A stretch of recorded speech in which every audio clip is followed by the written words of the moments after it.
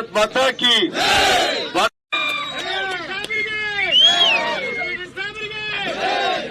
ಸಂಡೂರು ವಿಧಾನಸಭಾ ಕ್ಷೇತ್ರದ ಉಪಚುನಾವಣಾ ಪ್ರಚಾರದ ಅಂಗವಾಗಿ ಭಾರತೀಯ ಜನತಾ ಪಕ್ಷದ ಅಭ್ಯರ್ಥಿ ನನ್ನ ಪ್ರೀತಿಯ ಸಹೋದರ ಬಂಗಾರು ಹನುಮಂತ ಅವರ ಪರವಾಗಿ ಕರ್ನಾಟಕ ರಾಜ್ಯದಲ್ಲಿ ಪ್ರತಿ ಹಳ್ಳಿಯಲ್ಲಿ ಕೂಡ ಭಾರತೀಯ ಜನತಾ ಪಕ್ಷವನ್ನ ಹಾರಿಸಿರುವಂತ ಇಡೀ ಕರ್ನಾಟಕ ರಾಜ್ಯದಲ್ಲಿ ಭಾರತೀಯ ಜನತಾ ಪಕ್ಷ ದಕ್ಷಿಣ ಭಾರತದಲ್ಲಿ ಮೊದಲನೇ ಬಾರಿಗೆ ಸ್ಥಾಪನೆ ಮಾಡಿರುವಂತ ಭಾರತೀಯ ಜನತಾ ಪಕ್ಷದ ಭೀಷ್ಮ ಪಿತಾಮಹ 83 ಇಳಿ ವಯಸ್ಸಲ್ಲಿ ಕೂಡ ಈ ಕಡು ಬಿಸಿಲಲ್ಲಿ ಕೂಡ ತಮ್ಮೆಲ್ಲರನ್ನು ಕೂಡ ನೋಡಿ ಮಾತಾಡಿಸಬೇಕಂತ ಬಂದಿರುವಂತ ಸನ್ಮಾನ್ಯ ಯಡಿಯೂರಪ್ಪ ಅವರಿಗೆ ನಮಸ್ಕರಿಸಿ, ಮಾಜಿ ಸಚಿವರು ಹಾಲುಮತ ಸಮಾಜದ ಕರ್ನಾಟಕ ರಾಜ್ಯದ ಭಾರತೀಯ ಜನತಾ ಪಕ್ಷದ ಧೀಮಂತ ನಾಯಕರುಗಳು ಬೈರತಿ ಬಸವರಾಜ್ ಅವರಿಗೆ, ನನ್ನ ಪ್ರೀತಿಯ ತಮ್ಮ ದಿವಾಕರ್ ಅವರಿಗೆ ಮತ್ತು ನಮ್ಮ ಇನ್ನೋರ್ವ ಸಹೋದರ ನಮ್ಮ ಹಗರಿಬೊಮ್ಮನಹಳ್ಳಿಯ ಶಾಸಕರಾಗಿರುವ ನೇಮರಾಜ್ ನಾಯ್ಕ ಅವರಿಗೆ, ದೇವದುರ್ಗ ಶಾಸಕರಾಗಿರುವ ಕರಿಯಮ್ಮ ಸಹೋದರಿಗೆ ಮತ್ತು ಕರ್ನಾಟಕ ಈ ಒಂದು ಚುನಾವಣೆ ಉಸ್ತುವಾರಿಯನ್ನು ವಹಿಸಿಕೊಂಡಿರುವಂತಹ ಸುಧಾಕರ್ ರೆಡ್ಡಿ ಅಣ್ಣನವರಿಗೆ ಮತ್ತು ಈ ಕಾರ್ಯಕ್ರಮದಲ್ಲಿ ಭಾಗವಹಿಸಿರುವ ಎಲ್ಲ ಹಿರಿಯ ತಂದೆ ತಾಯಂದಿರಿಗೆ, ಅಕ್ಕ ತಂಗಿಯರಿಗೆ, ಅಣ್ಣ ತಮ್ಮಂದರಿಗೆ ತಮ್ಮೆಲ್ಲರಿಗೂ ಕೂಡ ಮೊದಲನೇದಾಗಿ ನನ್ನ ಹೃದಯಪೂರ್ವಕ ನಮಸ್ಕಾರಗಳು. ಈಗಾಗಲೇ ನಾವು ತಾರಾನಗರಕ್ಕೆ ನಾನು ಶ್ರೀರಾಮುಲು ಇಬ್ಬರು ಕೂಡ ಬಂದು ರಾತ್ರಿ 8 ಗಂಟೆ ಆದ್ರೂ ಕೂಡ 10 ಗಂಟೆ ತನಕ ನಮ್ಮನ್ನ ಊರೆಲ್ಲ ಮೆರವಣಿಗೆ ಮಾಡಿ ತಾವು ಮೀಟಿಂಗ್ ಅನ್ನ ಮಾಡಿ ಆಶೀರ್ವಾದ ಮಾಡಿ ಕಳಿಸಿದ್ದೀರಾ. ತಾವು ಹೆಚ್ಚು ನಾನು ಮಾತಾಡೋ ಅವಶ್ಯಕತೆ ಇಲ್ಲ. ಇವತ್ತು ಎರಡೇ ಎರಡು ವಿಚಾರಗಳು, ಒಂದು ಯಡಿಯೂರಪ್ಪ ಮತ್ತು ಸಿದ್ದರಾಮಯ್ಯನವರು.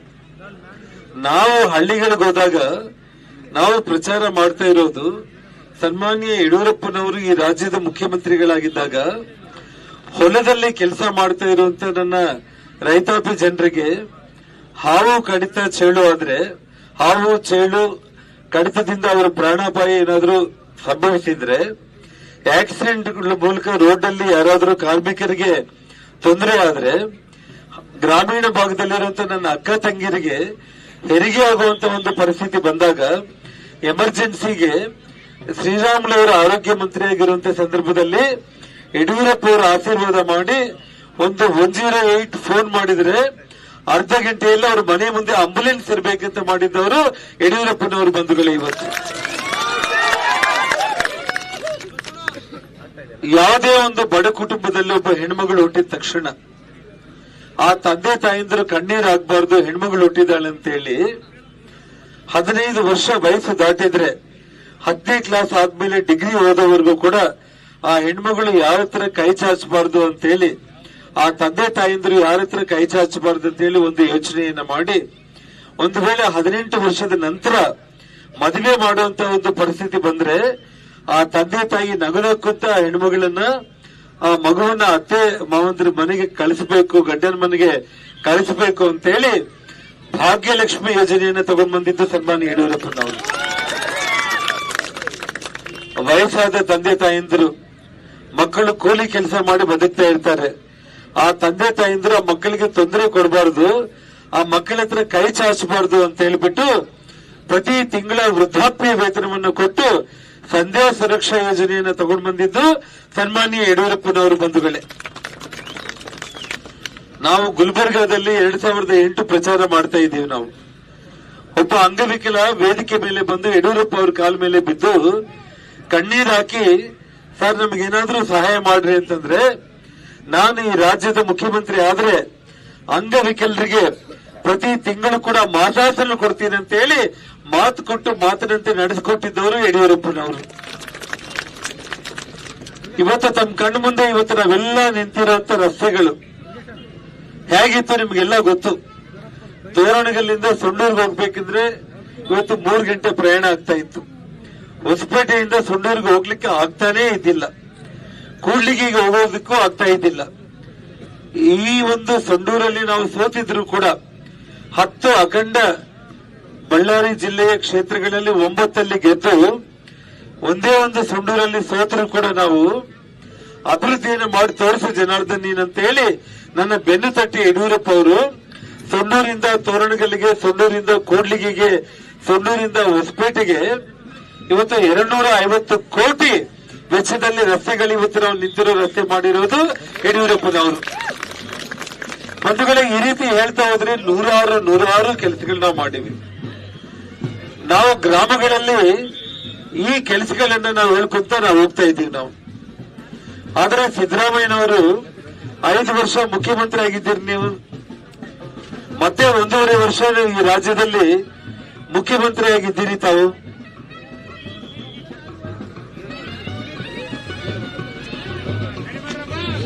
ಇಲ್ಲ ಮದುವೆ ಒಳ್ಳೆ ಶುಭ ಸೂಚನೆ. ಅವ್ರೇನು ಒಳ್ಳೆ ಕಾರ್ಯಕ್ರಮ ಮಾಡ್ಕೊಂಡು ಹೋಗ್ತಾ ಇದ್ದಾರೆ, ಅದು ನಮಗೆಲ್ಲ ಶುಭ.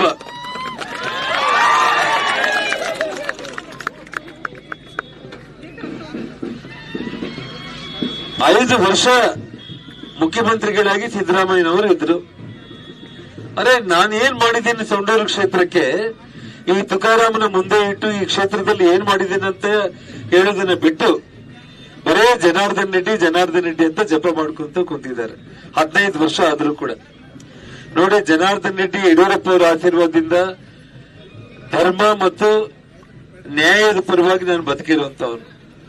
ಅದ್ರ ಮೇಲೆ ನಂಬಿಕೆ ವಿಶ್ವಾಸ ಇಟ್ಕೊಂಡಿರೋ ಕಾರಣನೇ ಇವತ್ತು ಆ ಭಗವಂತ ನನ್ನೂರಲ್ಲಿ ನಿಮ್ಮ ಮುಂದೆ ಬಂದು ಆ ಅಂಜನಾದ್ರಿ ಹನುಮಂತ ನಿಮ್ಮ ಮುಂದೆ ನನ್ನ ನಿಲ್ಲಿಸಿದ್ದೇನಂತಂದ್ರೆ ಆ ಭಗವಂತ ಇದ್ದಾನೆ ಬಂಧುಗಳೇ ಇವತ್ತು. ಹಾಗಾಗಿ ಅವ್ರ ಬಗ್ಗೆ ನಾನು ಏನ್ ಸುಮ್ನೆ ಮಾತಾಡ್ಲಿಕ್ಕೆ ಹೋಗಲ್ಲ. ಯಡಿಯೂರಪ್ಪ ಅವರು ಇಷ್ಟೆಲ್ಲಾ ಮಾಡಿದ್ದಾರೆ ಅಂತ ಹೇಳಿ ನಾವೆಲ್ಲ ಹೇಳ್ಕೊಂತ ಓಡಾಡ್ತಾ ಇದೀವಿ. ಬರೀ ನೀವು ಜನಾರ್ದನ್ ರೆಡ್ಡಿನ ಬೈಕೊಂತ ಓಡಾಡ್ತಾ ಇದ್ದೀರಿ ನೀವು.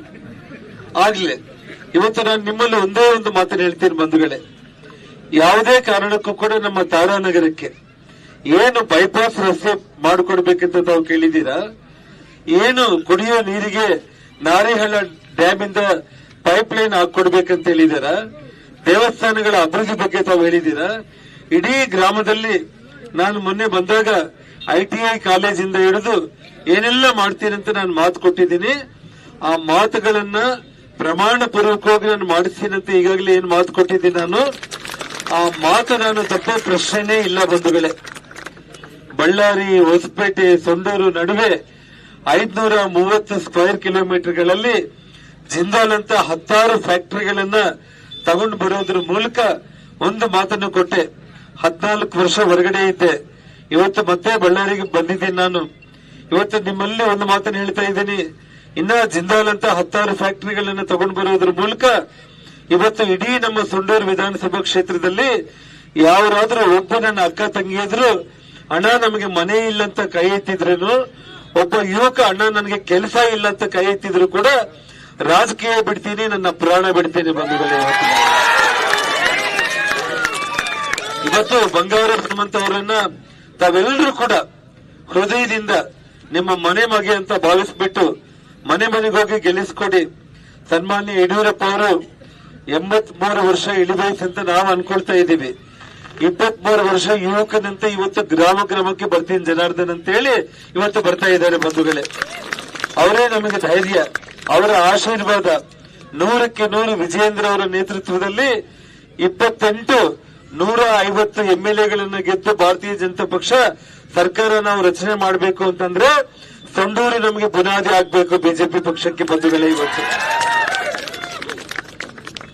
ಇವತ್ತು ನಾವೆಲ್ಲರೂ ಕೂಡ ಸನ್ಮಾನ್ಯ ಯಡಿಯೂರಪ್ಪ ಅವರ ನೇತೃತ್ವದಲ್ಲಿ, ವಿಜಯೇಂದ್ರ ಅವರ ನೇತೃತ್ವದಲ್ಲಿ ಸೊಂಡೂರು ವಿಧಾನಸಭಾ ಕ್ಷೇತ್ರದಲ್ಲಿ ಬಂಗಾರ ಹನುಮಂತ ಅವ್ರನ್ನ ಗೆಲ್ಲಿಸಿಕೊಂಡು ಸನ್ಮಾನ್ಯ ದೆಹಲಿಯಲ್ಲಿ ಇರುವಂತಹ ನಮ್ಮ ನೆಚ್ಚಿನ ಪ್ರಧಾನಮಂತ್ರಿಗಳು ನರೇಂದ್ರ ಮೋದಿ ಅವರಿಗೆ ಸೊಂಡೂರು ಬಂಗಾರ ಹನುಮಂತ ಕಾಣಿಕೆಯನ್ನ ಕೊಡಬೇಕು ಅಂತ ಹೇಳಿ ಕೈ ಜೋಡಿಸಿ ಪ್ರಾರ್ಥನೆಯನ್ನ ಮಾಡ್ತಾ ಇದ್ದೀನಿ ನಾನು. ಹಾಗಾಗಿ ಹೆಚ್ಚು ಮಾತಾಡೋದಕ್ಕಿಂತ ನನ್ನ ಕೊನೆ ಉಸಿರಿನವರೆಗೂ ನಿಮ್ಮ ಮಧ್ಯದಲ್ಲಿದ್ದು ನಾನು ಕೆಲಸ ಮಾಡ್ತಾನೆ ಇರ್ತೀನಿ ನಾನು. ಈ ಎಲೆಕ್ಷನ್ ಮುಗಿದ ಮೇಲೆ ಕೂಡ ಪ್ರತಿ ಗ್ರಾಮದಲ್ಲಿ ಕೂಡ ಬಂಗಾರ ಹನುಮಂತನ ದಿವಾಕರ್ನ ಜೊತೆಯಲ್ಲಿ ಇಟ್ಕೊಂಡು ಒಳ್ಳೆ ಕೆಲಸಗಳನ್ನ ಮಾಡೋ ಪ್ರಾಮಾಣಿಕ ಕೆಲಸ ಮಾಡಿ ಒಂದು ಇತಿಹಾಸ ಸೃಷ್ಟಿ ಮಾಡಿ ಬರೋ ಚುನಾವಣೆಯಲ್ಲಿ 16 ವರ್ಷ ತುಕಾರಾಮ್ ಏನ್ ಮಾಡಿದ, 3.5 ವರ್ಷದಲ್ಲಿ ಬಂಗಾರ ಹನುಮಂತ ಏನ್ ಮಾಡಿದ ಅನ್ನೋದನ್ನ ತೋರಿಸಿ ನಿಮ್ಮಲ್ಲಿ ವೋಟ್ ಮತ್ತೆ ನಾನು ಕೇಳೋದಕ್ಕೆ ಬರ್ತೀನಿ ಬಂದಿದ್ದೇನೆ ನಾನು. ಹಾಗಾಗಿ ತಮ್ಮೆಲ್ಲರಿಗೂ ಕೂಡ ವಂದಿಸಿ ಇವತ್ತು ನಮ್ಮೆಲ್ಲರನ್ನೂ ಕೂಡ ಉದ್ದೇಶಿಸಿ ಪ್ರೀತಿಯಿಂದ ನಿಮ್ಮನ್ನ ನೋಡ್ಬೇಕು ಅಂತ ಬಂದು ಇವತ್ತು ನಮ್ಮ ಹಿರಿಯರು ಸನ್ಮಾನ್ಯ ಯಡಿಯೂರಪ್ಪ ಅವರು ತಮ್ಮನ್ನು ಉದ್ದೇಶಿಸಿ ಒಂದೆರಡು ಮಾತುಗಳನ್ನ ಅವರು ಮಾತಾಡ್ತಾರೆ. बोलो भारत माता की, ಪ್ರಧಾನಿ ನರೇಂದ್ರ ಮೋದಿಜಿ ಅವರಿಗೆ ಭಾರತ್ ಮಾತಾ ಕಿ. ಎಲ್ಲ ಅಣ್ಣ ತಮ್ಮಂದಿರೇ, ತಾಯಂದಿರೇ, ಈಗಾಗಲೇ ನಮ್ಮೆಲ್ಲ ಹಿರಿಯ ಮುಖಂಡರು ಮಾತನಾಡಿದ್ದಾರೆ. ಹೆಚ್ಚು ಮಾತನಾಡುವಂತ ಅಗತ್ಯ ಇಲ್ಲ. ಬಂಗಾರು ಹನುಮಂತ್ ಅವ್ರನ್ನ ಕಳಿಸ್ಕೊಟ್ರ ಮೇಲೆ ಇಲ್ಲೇನು ಅಭಿವೃದ್ಧಿ ಕಾರ್ಯಗಳು ಉಳಿದಿದ್ದಾವೆ ಅದೆಲ್ಲವನ್ನ ಮಾಡ್ತೇವೆ ಅಂತ ಈಗಾಗಲೇ ಜನಾರ್ದನ್ ರೆಡ್ಡಿ ಅವರು ಭರವಸೆಯನ್ನು ಕೊಟ್ಟಿದ್ದಾರೆ. ಸನ್ಮಾನ್ಯ ಮುಖ್ಯಮಂತ್ರಿಗಳು ಸಿದ್ದರಾಮಯ್ಯನವರು ಸೋಲಿನ ಭಯದಿಂದ ಕಳೆದ 3-4 ದಿವಸದಿಂದ ಇಲ್ಲೇ ಜಿಲ್ಲೆಯಲ್ಲಿ ಇರುವಂತಹದ್ದು ನಿಮಗೆಲ್ಲ ಗೊತ್ತಿರುವಂತ ಸಂಗತಿ. ಸಿದ್ದರಾಮಯ್ಯನವರು ಈಗಾಗಲೇ ಮೂಡ ಹಗರಣದಲ್ಲಿ, ವಾಲ್ಮೀಕಿ ಹಗರಣದಲ್ಲಿ ಸಿಕ್ಕೊಂಡು ನರಳುತ್ತಾ ಇರೋದು ನಿಮಗೆಲ್ಲ ಗೊತ್ತಿರುವಂತ ಸಂಗತಿ. ನಾನು ನಮ್ಮ ತಾಯಂದ್ರಿಗೆ ಇಷ್ಟ ಹೇಳಕ್ಕೆ ಇಚ್ಛೆ ಪಡುವಂತಹದ್ದು, ದೇಶದಲ್ಲಿ ಮೊದಲ ಬಾರಿಗೆ ಭಾಗ್ಯಲಕ್ಷ್ಮಿ ಯೋಜನೆಯನ್ನು ತಂದದ್ದು ನಿಮ್ಮ ಯಡಿಯೂರಪ್ಪ. ಈಗ ಅದು ಮೆಚೂರ್ ಆಗಿದೆ, ಹಣ ಬರುವಂತ ಸಂದರ್ಭ ಬಂದಿದೆ. ಈ ದಿವಾಳಿ ಆಗಿರೋ ಸರ್ಕಾರ ಹಣ ಕೊಡ್ತಾ ಇಲ್ಲ, ಕೊಡಿಸೋದಕ್ಕೆ ಹೋರಾಟ ಮಾಡಿ ನಿಮ್ಗೆ ಹಣವನ್ನು ನಾನು ಕೊಡಿಸ್ತೇನೆ. ಎರಡನೇದು, ಇವತ್ತು ಯಾವ ಹಾಲು ಉತ್ಪಾದಕರಿಗೆ ಪ್ರೋತ್ಸಾಹನ ಏನು ಬರ್ತಾ ಇದೆ ಅದನ್ನ ಕೊಡಕ್ಕೆ ಪ್ರಾರಂಭ ಮಾಡೋದು ನಿಮ್ಮ ಯಡಿಯೂರಪ್ಪ. ಭಾಗ್ಯಲಕ್ಷ್ಮಿ ಯೋಜನೆ, ಸಂಧ್ಯಾ ಸುರಕ್ಷಾ ಯೋಜನೆ, ಕಿಸಾನ್ ಸನ್ಮಾನ್ ಯೋಜನೆ. ತಮಗೆ ಗೊತ್ತಿರಲಿ ತಾಯಿ, ಕಿಸಾನ್ ಸನ್ಮಾನ್ ಯೋಜನೆಯಲ್ಲಿ ಕೇಂದ್ರ ಸರ್ಕಾರ ನಿಮ್ಮ ಮನೆ ಯಜಮಾನರಿಗೆ 6,000 ಕೊಟ್ರೆ ನಾನು 4,000 ಕೊಟ್ಟು 10,000 ರೂಪಾಯಿ ಕೊಡ್ತಾ ಇದ್ದು. ಈ ದರಿದ್ರ ಸರ್ಕಾರ ಆ 4,000 ಕೊಡೋದನ್ನ ನಿಲ್ಲಿಸ್ಬಿಡ್ತು. ನೀವೇನೇನೇ ಕಾರ್ಯಕ್ರಮ ಮಾಡ್ತೀವಿ ಅಂತ ಹೇಳಿದ್ರು ಸಹ ಈ 4,000ಕ್ಕೆ ಸಮ ಆಗೋದಿಲ್ಲ. ದ್ರೋಹ ಮಾಡಿದ್ರಿ, ಅನ್ಯಾಯ ಮಾಡಿದ್ರಿ, ಯಾಕೆ ನಿಲ್ಲಿಸಿದ್ರಿ ಅಂತೇಳಿ ಸಿದ್ದರಾಮಯ್ಯ ಇದುವರೆಗೆ ಎಲ್ಲೂ ಹೇಳಿಲ್ಲ. ಆದರೆ ಹಣವನ್ನು ಕೊಡೋದು ನಿಲ್ಲಿಸ್ಬಿಟ್ರು. ಹೀಗಾಗಿ ಜನರ ಹಿತವನ್ನ ಸಂಪೂರ್ಣ ಮರೆತು ಒಂದು ರೀತಿ ತೊಗಲಕ್ ದರ್ಬಾರ್ ನಡೆಸ್ತಾ ಇರುವಂತ ಈ ಸರ್ಕಾರಕ್ಕೆ ಪಾಠ ಕಲಿಸಬೇಕು ಅಂತಿದ್ರೆ ಇವತ್ತು ಬಂಗಾರು ಹನುಮಂತು ಗೆಲ್ಲೋದ್ರಿಂದ ಈ ಸರ್ಕಾರ ಏನು ಬೀಳೋದಿಲ್ಲ. ಆದ್ರೆ ಅವ್ರಿಗೆ ಒಂದು ಎಚ್ಚರಿಕೆಯನ್ನು ಕೊಟ್ಟಂತಾಗತ್ತೆ. ಗೌರವದಿಂದ ಒಳ್ಳೆ ಕೆಲಸ ಮಾಡಿ ಅಂತೇಳಿ ಒಂದು ಎಚ್ಚರಿಕೆಯನ್ನು ಕೊಡಕ್ಕಾದ್ರೂ ಸಹ ಬಂಗಾರು ಹನುಮಂತನ ಬಹಳ ದೊಡ್ಡ ಅಂತರದಲ್ಲಿ ಆಯ್ಕೆ ಮಾಡಿ ಕಳಿಸ್ಕೊಡ್ಬೇಕು ಅಂತ ನಿಮ್ಮಲ್ಲಿ ಕೈ ಜೋಡಿಸಿ ಪ್ರಾರ್ಥನೆ ಮಾಡಿ, ಈ ಉರಿ ಬಿಸಿನಲ್ಲಿ ಇಷ್ಟು ದೊಡ್ಡ ಸಂಖ್ಯೆಯಲ್ಲಿ ಸೇರಿದ ನಮ್ಮ ಅಣ್ಣ ತಮ್ಮಂದಿರಿಗೆ, ತಾಯಂದಿರಿಗೆ ಅಭಿನಂದನೆಯನ್ನು ಸಲ್ಲಿಸಿ ನನ್ನ ಮಾತನ್ನ ಮುಗಿಸ್ತೇನೆ. ಧನ್ಯವಾದಗಳು, ನಮಸ್ಕಾರ.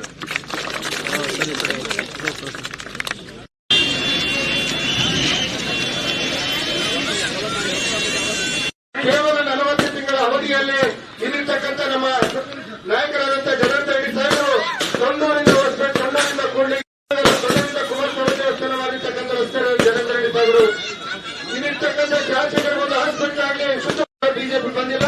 ಇವತ್ತು ಬಿಜೆಪಿ ಬರಬೇಕು. ವಿಶ್ವ ಪ್ಲಸ್, ಜನಹಿತಕ್ಕಿದು ಜ್ಞಾನದ ಜಾಲ.